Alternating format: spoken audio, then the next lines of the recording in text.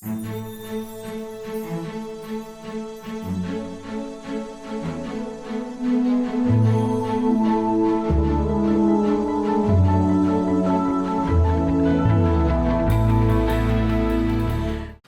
are going to go ahead and get started with the program for this evening. We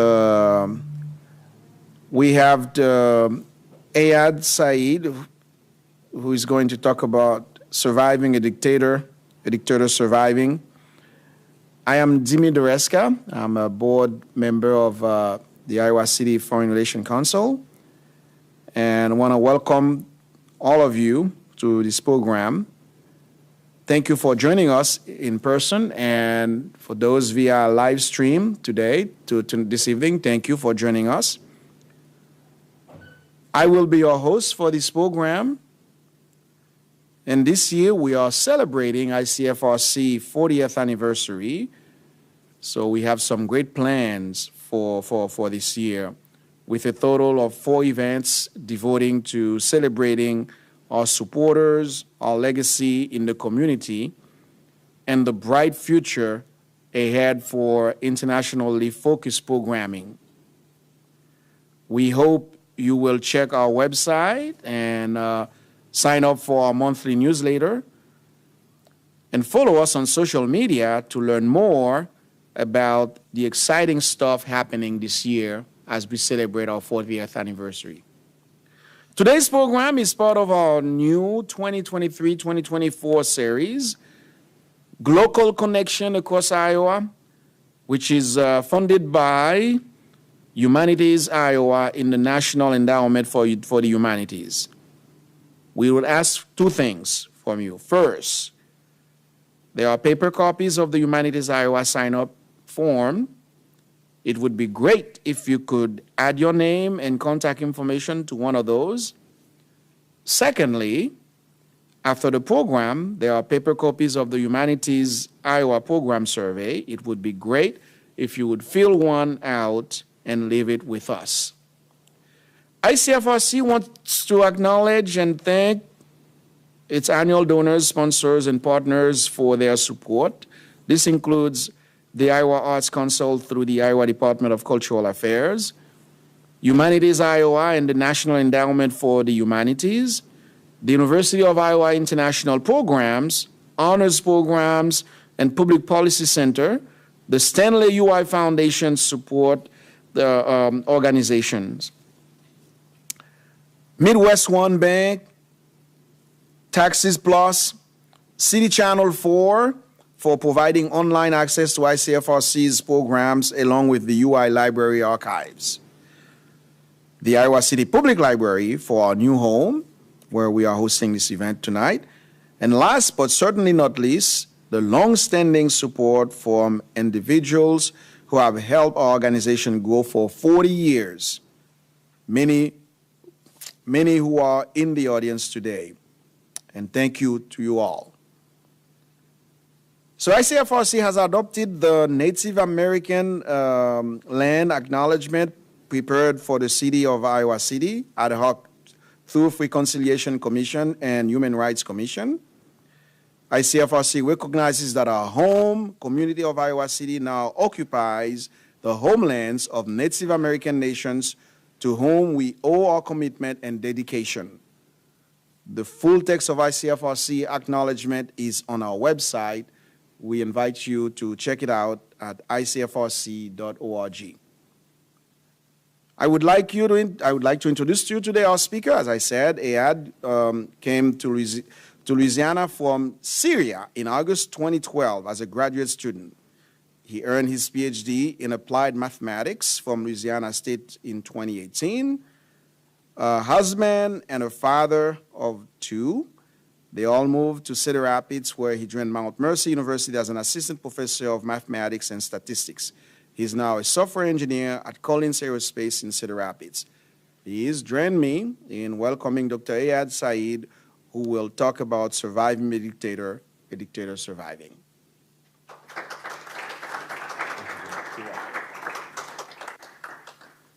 Good evening, everyone, and thank you for being here. Especially thank you for having to listen to someone who is not an expert. I'm not a political scientist. My probably only expertise is that I come from the region that I intend to talk about. And as if to downsell my talk a little bit more, I do not claim to have any answers to the problems that I am going to show you. My hope is that maybe we can spark a conversation, not necessarily with me, maybe amongst yourselves, maybe with peers, maybe with experts. And hopefully one day we can tackle this big black hole that is taking place in Syria right now. One challenge that I had to overcome when deciding to give this talk is that although I have followed very closely what happened in Syria since 2011, having my family being still there, my dad, my mom, my sister and cousins, uncles and aunts, my wife's family is all there. Many things have happened. There was one kind of a mental block that I just couldn't overcome. There are so many atrocities that I witnessed, so many heartbreaks, so many shocks. And two, I didn't think everything is needed to just, let's say, guide us through the journey to towards where I want to show at the very end. So I do not claim that this is an all-encompassing, talk about Syria, especially that I would like to skip a little bit forward until after Syria is no longer a breaking news hot topic. I am not a cable person. We were not a cable family. We don't have cable at home. We follow the news, I think, on internet, social media, but I don't think it's much different for people who actually follow the news on TV channels. Once a hot topic is no longer a hot topic, we maybe are tempted to think, oh, it must have gotten better, that they don't show it on the news anymore. Maybe it took care of itself. And I remember a conversation I had with Catherine, the previous executive director of ICFRC, when the Russian invasion to Ukraine happened. I told her, one thing that worries me about Ukraine is that the collective attention span is not that long. I witnessed it as a Syrian after 4 or 5 years. We kind of forgot that Syria was an issue.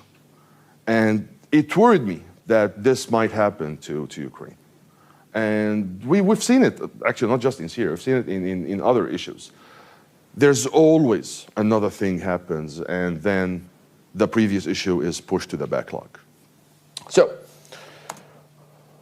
is this thing? Yep, it's working. What happened since Syria stopped being a breaking news hot topic? I'll go over these points in a little further details, but just a quick overview. It looks like Assad is still in power. But really, is he? Is he still in power? Does he call the shots? Many sanctions, many embargoes, many boycotts, many acts and laws have been in effect to boycott either organization, individuals, government bodies in Syria. A huge portion, we'll talk about this in a minute, of the Syrian people are now under the poverty line. Millions of displaced refugees. We've all seen the heartbreaking images of refugees hopping on a small rubber boat trying to cross the Mediterranean or walking through the cold forests of Turkey to Greece to Europe. Syria right now is a divided country with wasted resources. And let's look at them one by one. Is Assad really still in power? Is he still calling the shots? I apologize, I didn't know how big or small the screen is, so if you can't really tell what the symbols are, no worries. It's very easy to identify them once you know what to look for. This is Syria right now. And the little dots that you will see on the map are, as you can tell at the top, military bases of different foreign countries in Syria. Maybe the easiest one to see right now are the yellow dots. These are from the Hezbollah militia from Lebanon. They work very closely with Iran.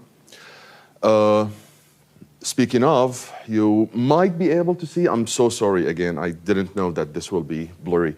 The green, white, red flag of Iran, also distributed on mostly the west side of Syria and a little bit over here. We'll remember this part, by the way, because we'll talk more about it later.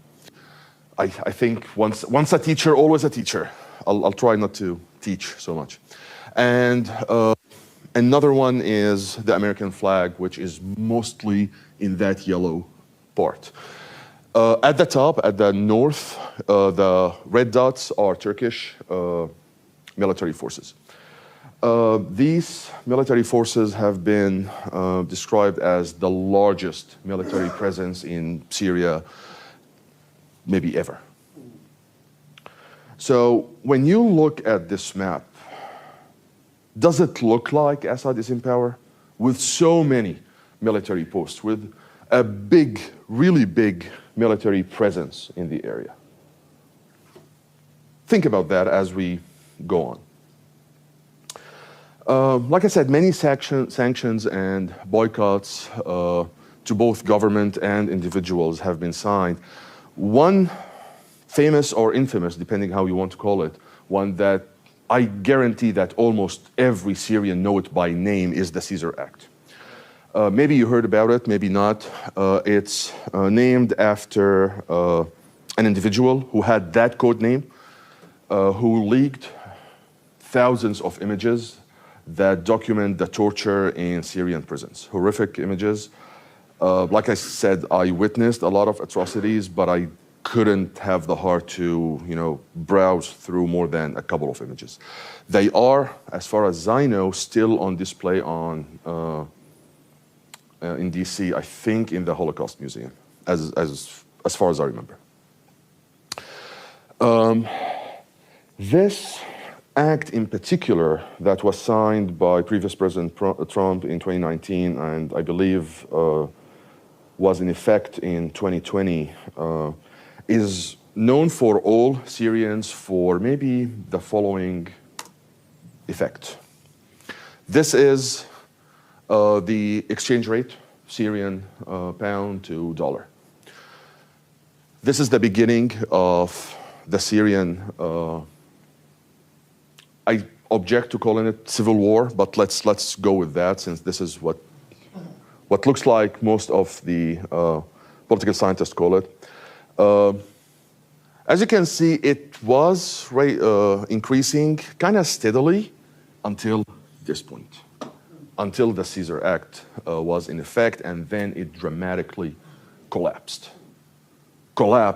Yeah, it's going up, but this is like really a collapse of the Syrian pound. And you can pause here for a second and think, what's the point of, and I'm not arguing for or against, I'm just putting a question over there for you to think of. What's the point of embargoes and boycotts? To me, again, I'm not a political scientist, so feel free to correct me, I'll happily stand corrected, is to kind of isolate a regime that we don't want the rest of the world to support. With less support, the regime, loses power and then eventually, hopefully, vanishes, steps away. One thing that definitely happened with the Caesar Act is it was much easier for the regime to pay its employees. Why?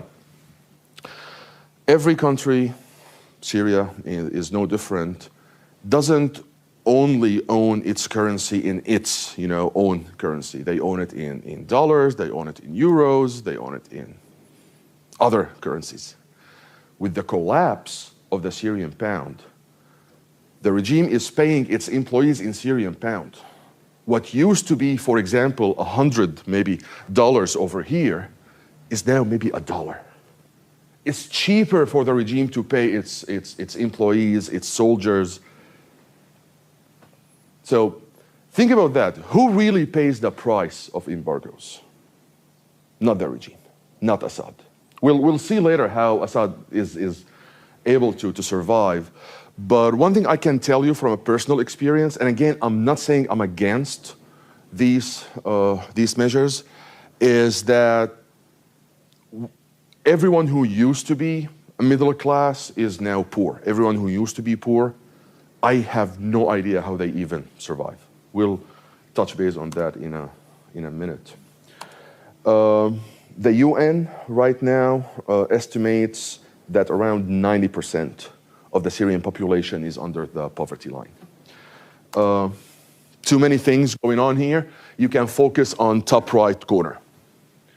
Red bar, cost or average cost of living. Gray bar is minimum wage. How does anyone survive? What I have been told and what I have witnessed is that many survive by the help they get from their refugee member or family members that have made it elsewhere. Again, remember that exchange rate, that game of exchange rate. If a poor refugee sends $50, it is now worth something in Syria. And they can work with that for a couple of weeks at least.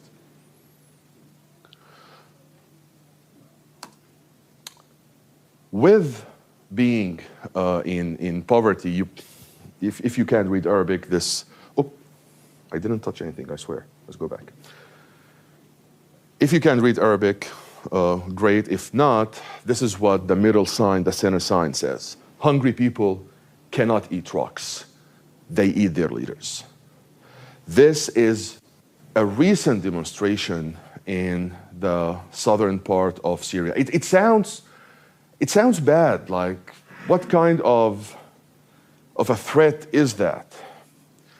But when the people are hungry, don't expect romantic solutions.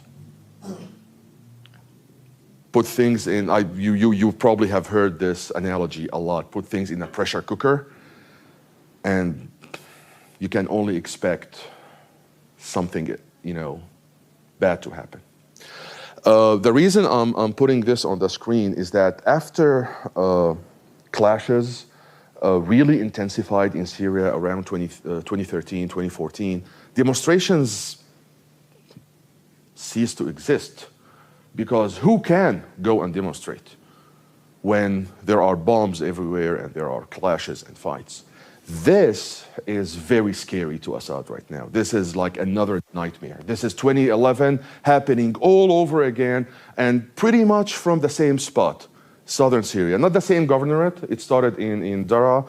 This is Suwaida, a next governorate, but what I like to call it the southern nightmare of Assad. And the difference right now is that in 2011, Assad was able to immediately send troops and try to shut them off, the demonstrations. These have been going on for, I think, 3 or 4 months now. And Assad is helpless, powerless, to at least fight these demonstrators. I'll not put any heartbreaking images, I promise. You've all seen them. You know what I'm talking about. What I would like to show you, since, again, Syria is no longer on the news, and I really apologize, folks, once again. I had no idea this would look this blurry. A couple of graphs taken from the UN HCR. The first one shows the ranking of largest Syrian refugees in countries. And the first one on the list, the top one, is Turkey. Turkey right now hosts around 3.5 million Syrian refugees, followed by a big margin by Lebanon, then Jordan, Germany, Iraq, Egypt, and then the list goes on. The next one is the ranking of major source countries of refugees in general, as of 2022. And Syria is again top of the list, followed by Ukraine, and then very closely by Afghanistan. And the third one that I'd like to show, and I can share this later, I don't know if that's okay with you, Peter, so you can get a better view of it. Ranking of the largest refugee hosting countries out of, so all refugees, not just Syrian refugees, as of 2022. Turkey in first place, Germany, Pakistan, and then way down on the list over here is the US. One thing that caught my attention in the middle one, the ranking of the major source countries of refugees, is Sudan and South Sudan being on that list. But they also are on this list and that list. Let that sink in. A country that has its own issues, that its people are fleeing away as refugees, is hosting refugees.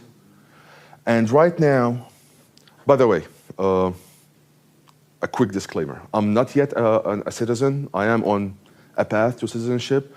So allow me if I say we liberally.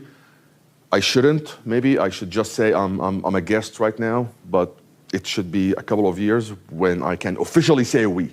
But we can do better than this. When countries that has its own issues are hosting refugees and we're not, I don't see the balance in there. Especially when you take into account size done, for example, compared to the US. One more time, I know I sound like a broken record. If I am mistaken in any of these points, please correct me. I am not an expert. I'm gonna recycle this for a quick, not a pop-up quiz, something to think about for 5 seconds. Remember when I said Iranians or Iranian forces are generally here? Russians are in the northwest, close to the Mediterranean. American forces are in that yellow region. Hezbollah are pretty much everywhere. However, they work closely with the Iranians, so you'll see them more over here. They are the yellow dots. Let me talk first about what resources Syria used to have. Maybe still currently has, depending on how you see things. Syria has oil, still has oil. It has gas and phosphate.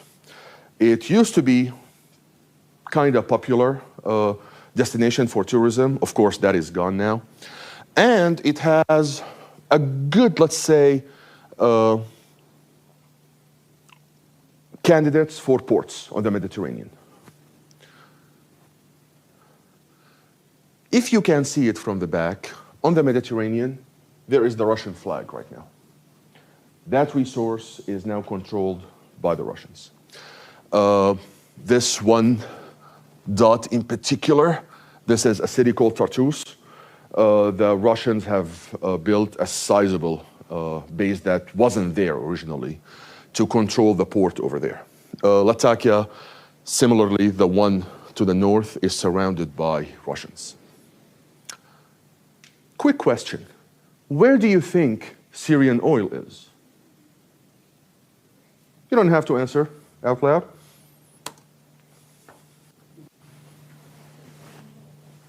Can you see how the two match? This line between yellow and purple is the exact same line between yellow and orange over there. See how we have American troops to the east and Russian and Hezbollah to the west? That's pretty much how they are divided. Most of Syrian oil is in this region and some in there.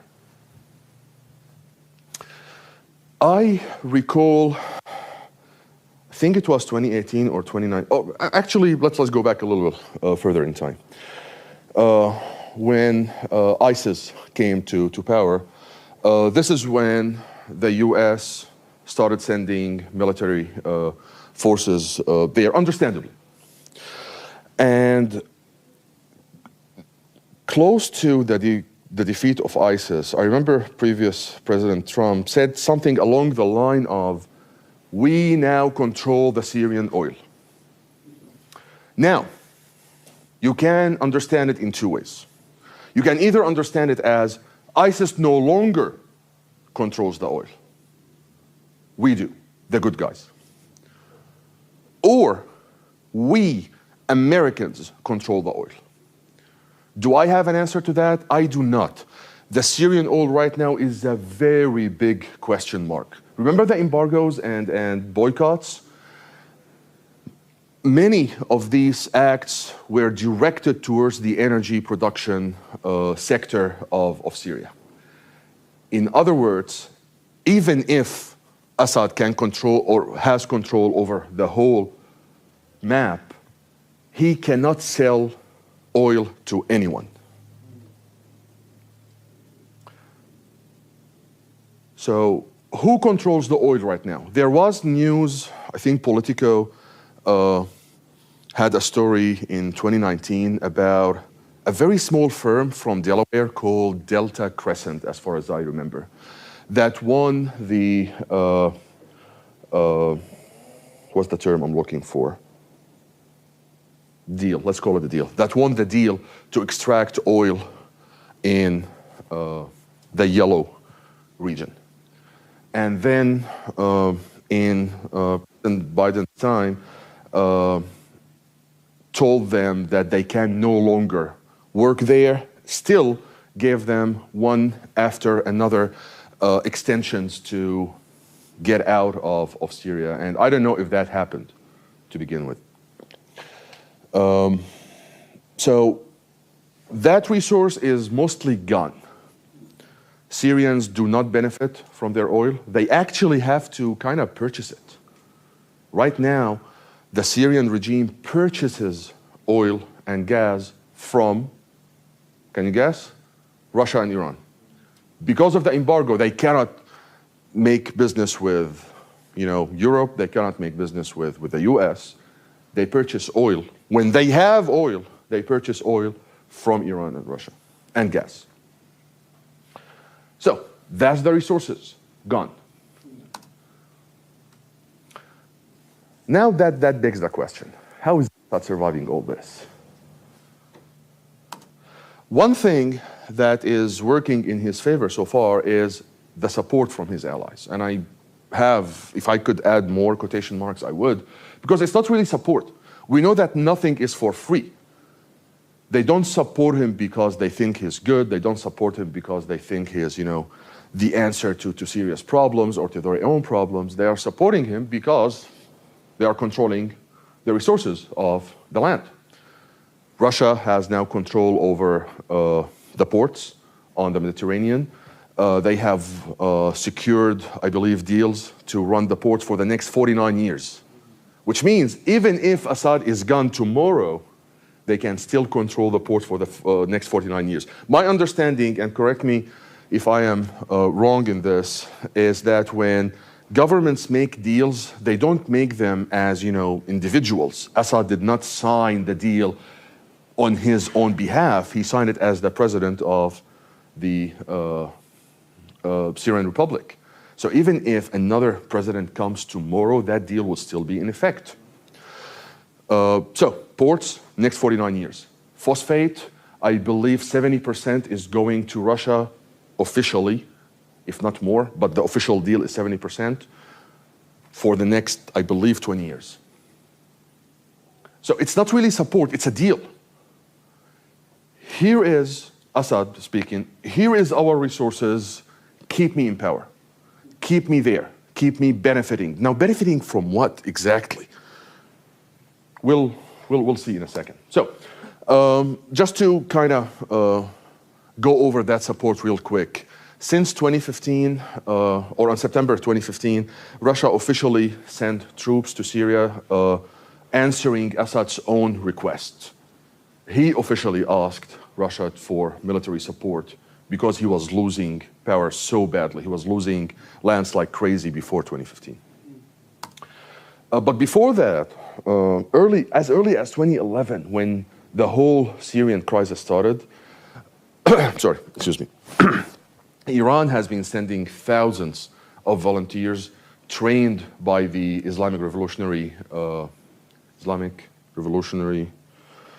Guard Corps, and then made it into official soldiers to support Assad.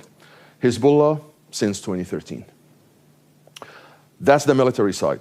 On the political side, so far, Russia has vetoed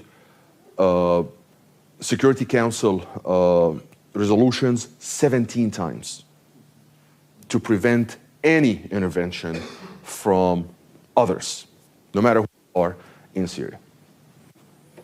Of course, understandably, because they are benefiting from this, at least for the long term. There are talks that the Syrian debt right now to Iran only is around 10 times Syria's average annual budget, which is not a big number if you compare it to the US budget. But for a small country like Syria, I believe it's around 4 or 5 billions. 10 times that is a huge debt that no country can pay in cash, if you know what I mean. That's why Assad has been giving away gas, phosphate. What do you want? Control near the capital? By the way, that southern part where the Iranian flags were, this is where Damascus, the capital, is. You want control over the capital? Take it. Keep me on my throne. So, another question to think about. We have this president whose country has been destroyed for the past 12 years now. And whether you call it a civil war or a proxy war, revolution, whatever you want to call it, it's been going through this for the past 11, 12 years. It doesn't even control its own resources. It has to buy them from so-called allies. It has been hit by one after another of embargoes and boycotts. And its people are rapidly, very rapidly, going under the poverty line and growing angry and hopeless. What does this president do? A sensible one might say, well, you know, you won, I give up. But we're talking about a corrupt president and a war criminal. A war criminal that has a proven record of blood on his hands. And a corrupted guy that a great lady, Sarah Chase, a great speaker that ICFRC co-hosted, I believe, a year or a couple of years ago, described the corruption systems in countries like Syria and others as a vertical system. And let me take a minute to explain what that is. Corruption in Syria takes the following shape. You're driving your car peacefully. A traffic officer would stop you and tell you in no hidden terms that he will write you a ticket unless you pay him something. And usually you do, because what he's asking for is far less than the ticket and, you know, all the hassle of having to go. By the way, Syria is a third world country. It's not going to, you know, be solved online. You'll actually have to go to court and go through all, you know, the hassle, similar to, you know, our experience here in the DMV, but worse. And usually people do it. They would pay.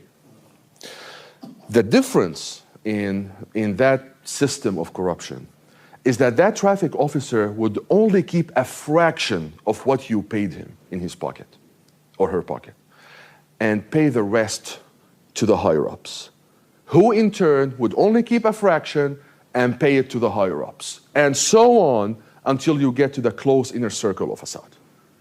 Everything works that way in Syria. I kid you not. Everything. If you want to open a new business, you'll have to tip someone. If you want to get married, I kid you not, you'll have to go to the civil court and you have to tip someone. Everything you have to go through and deal with in Syria, you have to make plans for, a portion, some monetary amount that you'll have to pay up. And remember that only goes upwards. So, someone like that, what would they do? Would they give up? No. The solution, if you already heard it on the news, I guess it's not very climatic now, but if you haven't, the solution is to turn the country into a narco state. Since around 2018, 2019, I don't know who came up with the brilliant idea, I don't know if it's Assad himself or someone else, to start mass producing a drug called Captagon. It's not very popular, thankfully, here, but it's very popular in the Middle East. It's in the amphetamine family. And sell it. Sell it to neighboring countries. Just in 2022, you read that number right, 40 tons, more than 200 million pills were seized. Not produced, seized. This is just the top of the iceberg. That 40 tons in 1 year is just the top of the iceberg. The net profit was estimated in 2021 to be around $5.7 to $6 billion. Remember, the annual or average annual budget of Syria is around that number. What does this sound like to you? This is a lifeline to Assad. Now, I'm not claiming that, I discovered this. This is kind of well established in, international community. They know about this, and there was at least one act, I believe called the Captagon Act, to at least name individuals around Assad who are implicit in this mass production. A couple of reports, one by the BBC and one by the New York Times, found out that it's definitely not an individual business, definitely not, regular folks, regular cartel who are doing this. This has been produced, overseen by no other than Assad's own younger brother, Maher. The BBC has a really great video report on that. They have found pill pressing machines in like little army posts. Why? Because remember what we talked about earlier at the exchange rate? What Assad is paying his now soldiers and employees is nothing. It's like $40 a month. They have to have a side hustle, so they agree to it. Yeah, let's press some pills. So we have the president's brother in on this. I think the New York Times ran a report that also connected Hezbollah to that business in distribution. Here is a visual. Hopefully this is a little better. Every bubble is a bust. The bigger the bust, bigger the bubble. There have been busts in neighboring countries, as you can tell, Turkey, Jordan, Lebanon, Saudi Arabia, Egypt, where else? United Arab Emirates, and as far as Malaysia, Greece, Italy, some in Germany and France. Why and how? Remember, this drug is very popular in the region, in the Arabian Peninsula, mostly. So mostly in the Middle East. So why go further? Enhance the business? Not really. the neighboring countries have grown suspicious of anything that comes from Syria. Anything. So whoever is distributing is, in the office of distribution, thought, well, we'll send it to Europe first and then have that shipment change hands and send it back to the Arabian Peninsula. Maybe less suspicious. Look at the size of that bubble in Italy. It's bigger than maybe all the busts in northern Egypt combined. One thing that I really like, this is by the New York Times as well, by the way. One thing that I really like about this image, to me at least, it looks like cancer. Right? This kind of looks like the childish, at least, image in my mind of what cancer looks like, what the bad cells look like in the body, how they spread. Morally, I do not like to give reasons why we should do the right thing. Ideally, I would like us to do the right thing because it's the right thing to do. End of story. There should be no, benefit or I'm slow today. Sorry. That's right. Thank you. An incentive for doing the right thing. But I understand in this time and the scale of the matter, we sometimes need something to motivate us to do the right thing. This is cancer. We're not talking about a small cartel here. This is really a big deal. When this is only what is seized, not what is produced. Nobody knows what is produced. When every small military post can press pills and distribute them, we're talking about something that really... Oh, by the way, something I forgot to mention, it's over here. It is now the country's most valuable export, far surpassing every legal product Syria can produce. Remember the number, 5.7 billion? It makes sense now. It is bringing more money than anything Assad can normally and legally do. So what embargoes? If I am Assad, I don't care about embargoes. They only affect my people. I don't care. I have shown once and again that I don't care for them. They're only there. I remember at the beginning of 2011, when demonstrations started to take place in Syria, some people said, well, at least we had security. And that was a very popular counter-argument in Syria at the time. At least we had security. Like, we can go around, we can travel, we can do anything, and there was no clashes. And my dad told me something. He said, that security was not intended for us. We are the sheep in their cattle. They are preventing wolves from eating us, not because they like us, because they are planning to eat us later. They want someone to consume their products.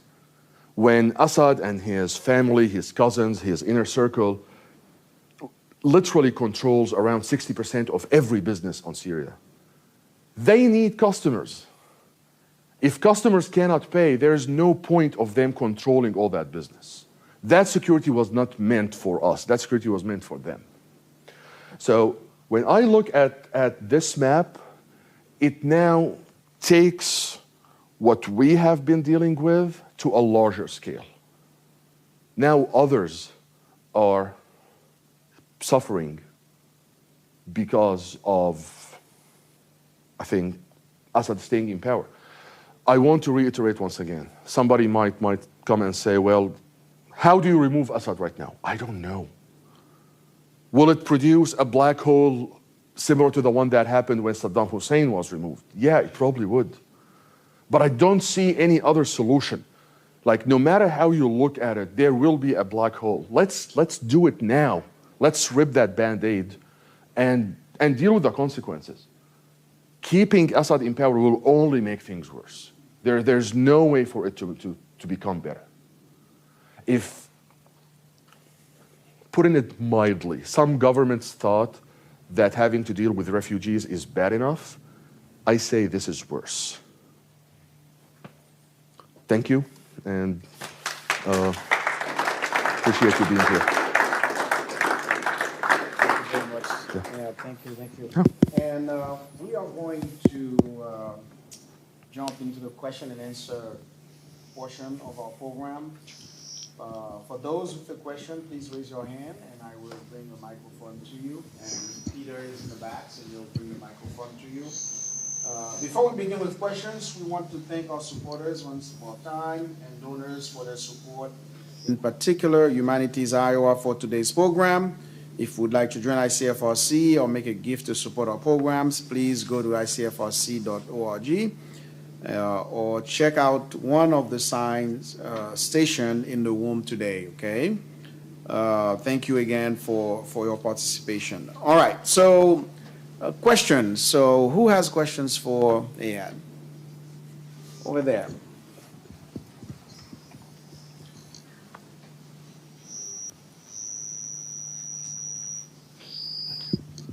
So very informative. It's very informative. Can you hear me okay? I can hear you. Okay. Very informative presentation.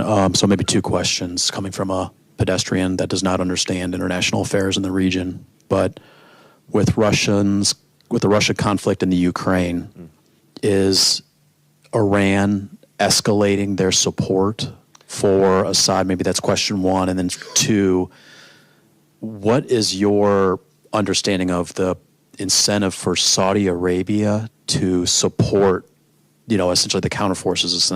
I asked that very... No, these are great questions. Yeah, thank you. These are great questions. So after, and by the way, I am not an expert either, but this is what I understood from, observation. After the Russian-Ukrainian war, yes, Russia did withdraw parts of its military presence in Syria and kind of redistributed. Some of them went all the way back to Russia. Others were just, being redistributed to be maybe closer to go back if needed. And yes, in some parts there was an exchange of hands between Russia and Iran. Like, I'm taking off, you take it from here. That happened especially in the south, where the demonstrations right now are taking place. Iranians are... I want to be very careful here when I say Russians, Iranians, I really mean the government and the armies, not the people. So forgive me if I sometimes misspoke.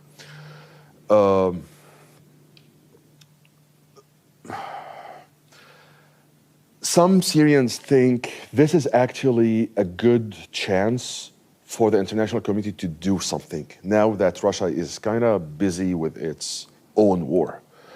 And Iran has been paying a hefty price to support Assad in the hope that what it controls from its resources is, gonna pay the bill later and balance the scale.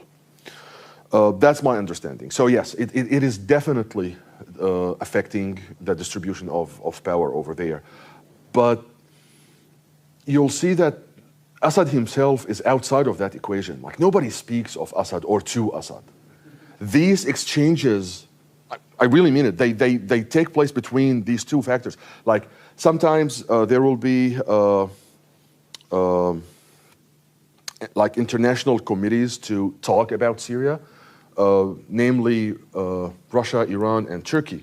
Nobody would even think of inviting Assad to talk about it. Like, they would sit around a round table and say, "Yeah, let's do this, let's do that." One of the things that, for example, Turkey has done without talking to Assad at all, I don't know if you can see it, that green part in the north, that is like a safe zone, a buffer zone that Turkey has suggested and implemented to keep its own border safe. Did anybody talk to Assad about this? No. Your second question, Saudi Arabia is... All right, this is a little touchy, so I'll again try to be super careful here.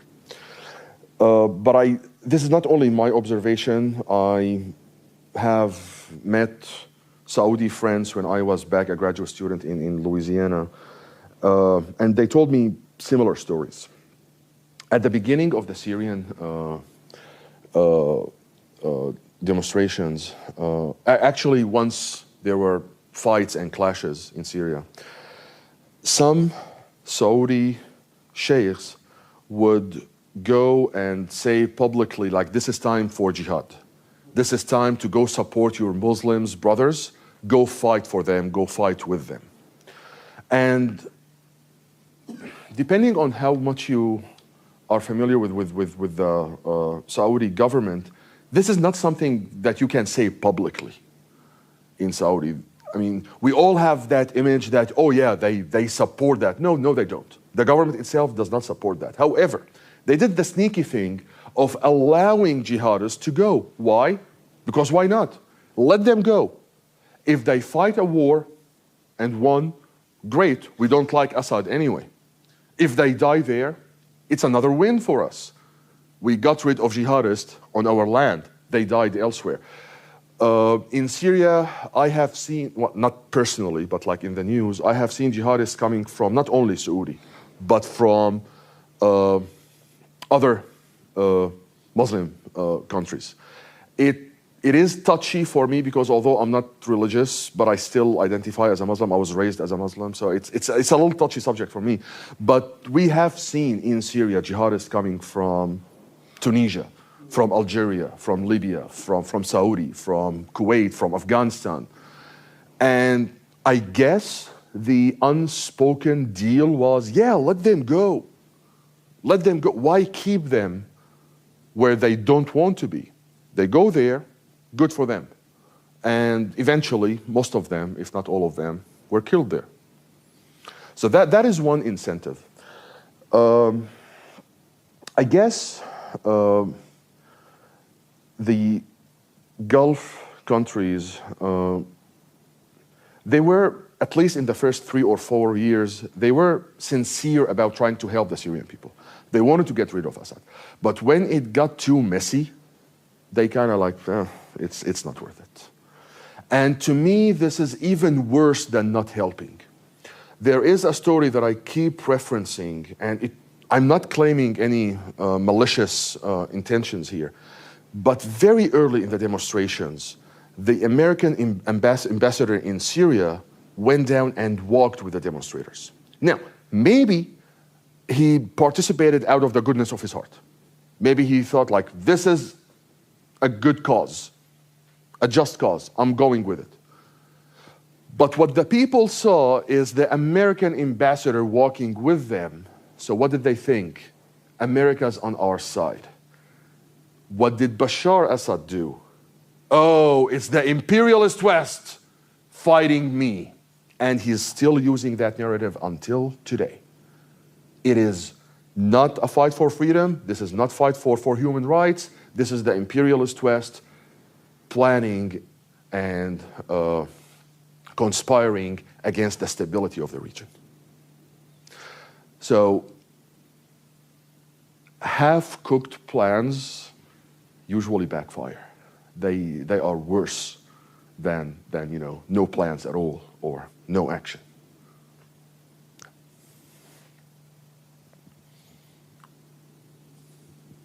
You mentioned how the money in Syria keeps going up and up the chain until it eventually reaches the top. What kind of keeps this system in place or forces people to keep sending the money up? Is it some sort of like fear of retaliation? Yes, fear of retaliation, and I don't know how to say it other than when someone is born and raised within that system, they eventually accept it for what it is. Like, oh, this is fact of life. Especially if, like, they don't go out and they don't see how, other systems behave and work. Like, oh, yeah, this is how things work over here, right? You pay a small amount of money and eventually, you get things done, so why not?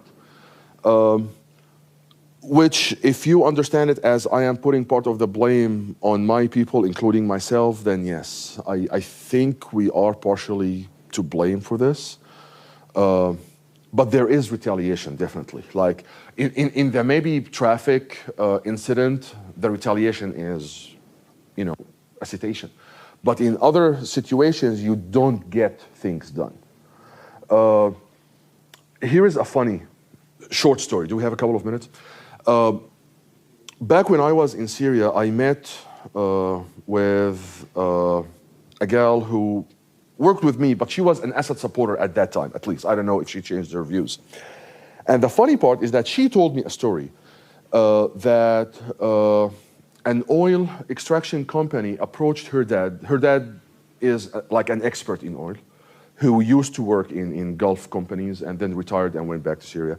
Approached him asking, how do we get, paperwork, how do we get authorization to work in Syria? And he told them, well, it's a very simple thing to do. Go to Maher, Assad's brother, iron it out with him, and you get things done. And they did. They went to talk to him. Remember, that gal, the Assad supporter, told me that story. And he asked for 50% of their benefits, 50% of their net profit. And they said, why? Like, what are you doing? The only thing you're contributing to is to give us your signature that we can work on Syria. And that is not even official because you are a military person. You're just letting others work with us. Why 50%? And he was like, this is the deal, take it or leave it. And they didn't take it. So think of that as you put things into smaller perspectives. You don't get your things done, or you get fines against you. It was very easy in Syria to just write what we call a report to Syrian security officers. If like we get in a road rage incident, I'll look into your number, car plate number, and I will write something against you. Like, I heard him cursing Assad in public, or I heard him cursing the government, and yeah, you'll be taken. So you definitely need to get ready to pay. But yeah, it's a huge system. It's a big system. I think you have a couple. Oh. Well, I think we are getting. Sorry. We're going to take a couple more questions, or? I see a hand here. See, there was one right there too. So it's two more, and then are we good? Okay, perfect. I tend to go on tangents. I'm sorry. I apologize. You're doing good. You're doing good. No. I was just wondering if you could maybe explain a little bit more of like how their resources are controlled and how the U.S. might control one part of their oil, the Russia might control like a port. Like, what does that really do for like the country? Like briefly. Yeah. So, like I said, the American control of oil is a really big mystery, and I did my research on it, so to speak, but I didn't get anywhere. All we know right now is that Assad himself does not get there. That part, the yellow part, where most of the oil fields are, is controlled by what is called the Democratic Syrian Forces. They are Kurds backed by the US. So Assad is definitely not getting that oil. Where does that oil go to? I really don't know. Similar thing over here, the couple of oil companies that are controlled by the Russians and the Iranians. Logically, after everything that Iran and Russia paid as military support and personnel and technology to keep Assad in power, they want something back. So to me, at least, it makes sense that, yeah, they are controlling that oil and they're taking it. What we see as after effects is that almost on a monthly cycle, every gas station in Syria will be out. And you'll have to wait a day or two to get your ratios. So it's definitely not going there to the Syrian people. No, it was back there, the gentleman back there. Okay, yeah. So my dad's from Syria, so I'm half Syrian, and I see you have the Syrian flag, and something that I don't know if you'll have like a good answer, if there is a good answer, but I'm wondering how to handle like having pride in my like Arab heritage and not wanting to come off as like an apologist for Assad either. So curious if you have any ideas. Man, Identity is such a hard question. it's something that we, run after our whole lives, and some of us get the answer, others don't. I'll tell you, I don't have an answer, but I'm dealing with a similar thing. My 10-year-old boy was born here in the States.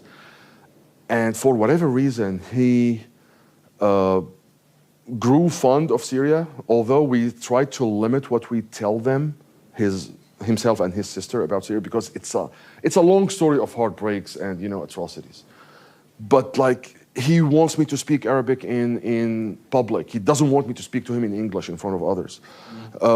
He wants to go visit. He asked me, why don't we go during summers like other, immigrant friends do? He wants to go there and see. And I'm really divided in between. I want him to grow an American identity. You grew up here. You went to schools here. Your friends are U.S. citizens. Why do you want that part of you? And then another part of me says, well, I know if I deprive him from that part of his identity, when he grows up, it will feel like, something is missing. I don't quite understand your statement about being an Assad apologist or having pride in Syria. To me, they are, unrelated. You can be proud of your Syrian heritage or your Arab heritage without being apologist for Assad. Assad, to me, as I grew up in Syria, uses all of these big words only to his benefits. He would go and say, we are Arabs, and we are this and that, and we defend the Palestinian cause, and we are brothers. But in fact, all he cares about is himself. I think we should reclaim these big words. If you want to be proud of your heritage, be proud of your heritage, man. And just don't care for what that person is. At the end of the day, really, he will die. His heritage will be of blood and torture and corruption, as far as I know. And maybe one day we will heal, hopefully. I know if that's a good answer. That's the Last question. The last question. Yeah. All right. I guess I was just curious, what were the quickest or largest policy changes that Bashar made, following his father's reign, that caused this big spike in conflict over in the 21st century? Really good question. Thank you. As far as I remember, I think the shift to what is called in economics. Man, I'll have to squeeze my memory to get it. But let's prove it until I remember the term. It's a shift in economic policy to make it a little bit more free and uncontrolled. That They were socialist primarily. it used to be heavily socialist during his dad's reign. With him, he tried to, be lax on socialism and give it more like free market. Free market, I think, is the term that I was looking for. This would work in a country with less corruption, at least. There's no corruption-free countries, I guess. But not with a country that is heavily corrupted like Syria. No businesses would like to come. If you're an investor, you wouldn't want to come to Syria with that level of corruption, where you have to pay 40% or 50% to Assad's inner family to have a business. Why bother? There are nearby countries that will welcome you. So, to me, at least as a non-expert, that was the tipping point. Everything went downhill from there. All right, this wrap up the series of Q&A. Let's give it up for our program speaker, Eyad Said. Thank you so much. And this was ICFRC's 10th program of the fall. Our next program features Vice Admiral and 2022 Iowa candidate for governor, Mike Franken, Iowa Senator Rob Hawk, and UI Professor Sarah Mitchell in a moderated panel conversation with Jessica Ilielmo from the American Security Project, a think tank in D.C., speaking out. They're going to speak about climate security as national security, climate change, and the Hawkeye State. Join us for that program. It's from 5:30 to 6:30 on Tuesday, the 14th of November in the UI Old Capitol Museum, Senate Chamber, where the panel will discuss the profound consequences for national security, the military, and international relations. Okay? With that, thank you again for joining us. We are adjourned.